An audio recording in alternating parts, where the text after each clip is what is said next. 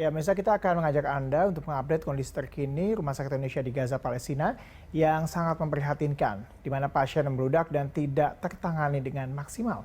Untuk mengetahui update terkini terkait dengan hal ini, sudah bergabung sama kami ada Ketua Presidium Mercy Indonesia, ada Dr. Sarbini Abdul Murad atau yang biasa disapa Dr. Ben. Selamat malam Dr. Ben, kita ingin mengonfirmasi bagaimana kondisi Rumah Sakit Indonesia di Gaza saat ini karena beberapa waktu lalu kita mendengarnya banyak kemudian alat-alat yang tidak bisa dioperasikan dan juga hampir lumpuh. Kalau saat ini kondisinya bagaimana, Dok? Kalau kemarin hampir lumpuh, sudah lumpuh, Mas. Sudah lumpuh, sudah tidak bisa operasional lagi. Dan pihak manajemen rumah sakit mengambil kesimpulan bahwa rumah sakit ini sudah tidak bisa beroperasi lah sebagai wilayah sebuah rumah sakit. Ini diambil keputusan ini karena memang pasien begitu banyak yang berdatangan ke rumah sakit. Tapi semua hal-hal yang berkaitan dengan medis semua tidak tersedia. Misalnya obat-obatan, misalnya instrumen bedah, misalnya kaitan dengan medis semua tidak tersedia, Mas. Jadi pasien-pasien yang datang bergelombang ke rumah sakit ini semua itu dibiarkan tanda petik ya, karena tidak ada apa yang harus dokter lakukan. Makanya manajemen mengatakan bahwa rumah sakit ini sebenarnya sudah tutup, sudah kolaps saja, tidak bisa berfungsi bagaimana layaknya sebuah rumah sakit. Oke, artinya bahwa bisa dikatakan bahwa rumah sakit Indonesia di sana sudah lumpuh ya, Dok ya. Karena memang apakah kemudian suplainya begitu sulit dan juga bahan bakarnya tidak masuk atau apa, Dok, yang menjadi dasar kemudian sebegitu sulitnya untuk mengoperasikan rumah sakit di tengah gemburan Israel ini? Ini kan bukan cuma rumah sakit Indonesia, tapi semua rumah sakit mengalami hal yang sama, cerita yang sama, yang sangat menyedihkan, sangat memilukan. Tadi itu, Mas, pertama kan solar nggak ada. Dengan tidak ada solar, maka tidak bisa ada pembangkitan listrik, kemudian pompa air tidak bisa dioperasionalkan, kemudian ICU tidak bisa difungsikan karena nggak ada listrik. Pertama solar, Mas. Yang kedua, ketersediaan obat-obatan sama sekali tidak ada. Memang bantuan-bantuan itu sudah masuk ke Gaza, tapi lebih ke makanan, bukan ke hal-hal sifatnya medis. Lebih teknis itu belum ada yang menerima. Apalagi rumah sakit Indonesia yang lebih jauh ke utara dengan kondisi medan yang sulit, maka ini akan lebih sulit lagi menerima bantuan. Lebih challenging begitu ya, Dok ya. Kita mengetahui bahwa sebenarnya kan Indonesia sendiri dalam hal ini Palang Merah Indonesia itu sudah mengirimkan beberapa waktu lalu, beberapa negara juga sudah menyatakan bahwa mengklaim mereka sudah mengirim bantuan. Apakah artinya bahwa bantuan-bantuan ini sulit masuk atau belum masuk atau bagaimana, Dok?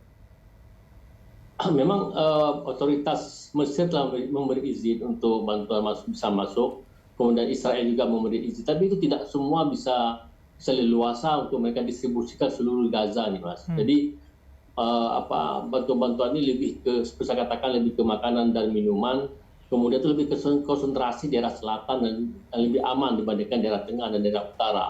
Jadi memang ini akan bisa didistribusikan secara baik, secara merata ke seluruh Gaza dengan berbagai macam bantuan dan sesuai dengan peruntukannya. Ini apabila Israel melakukan gencatan senjata.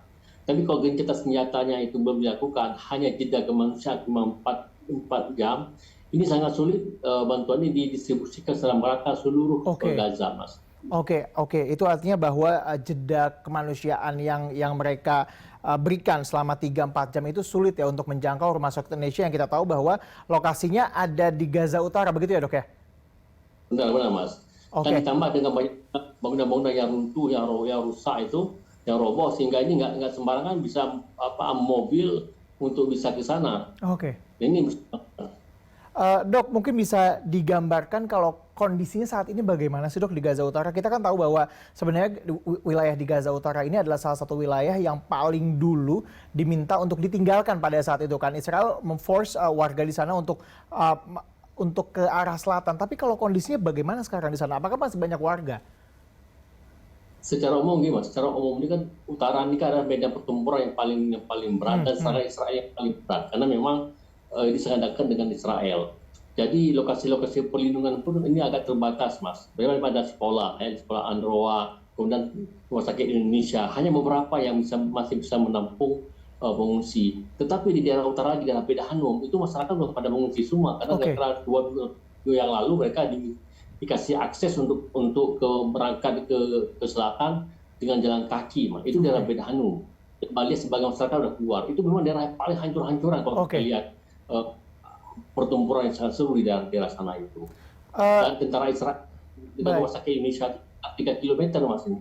Ini kalau misalnya ini bisa apa ya, ini bisa tembus bisa ke Belahiyah misalnya, itu bisa jadi rumah sakit Indonesia yang kasusnya sama seperti Asifa ini disuruh kosongkan sama Israel. Baik, Dok, apakah Rumah Sakit Indonesia ini menjadi salah satu target propaganda dari Israel yang mengatakan bahwa Israel saat ini sedang menggeledah beberapa rumah sakit dan mengatakan bahwa ada tempat persembunyian Hamas.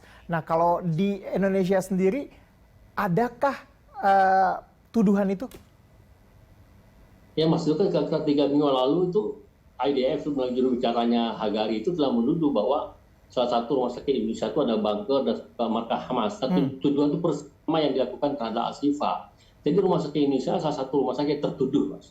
Narasinya sudah dibangun, walaupun kita sudah membantah secara diplomatis dan secara teknis bahwa rumah sakit itu memang tidak ada apa yang dituduhkan oleh pihak IDF. Dan ini kan merupakan satu indikasi bahwa Israel punya maksud tertentu dengan rumah sakit itu. Bukan cuma itu, Mas. Awalnya itu kan tuduhan itu ada penimbunan solar. Yang solar itu dibagi ke Hamas. Tuduhan pertama. Setelah dibantah, kemudian berangkat kedua ada bunker. Setelah dibantah, ada tuduhan yang ketiga lagi.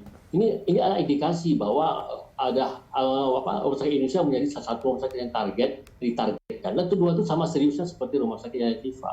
Dan saya lihat bahwa rumah sakit ini kan menjadi tumpuan untuk utara ya, Mas, dan kualitas serta luasnya ini sama seperti Al-Shifa yang untuk daerah selatan dan tengah.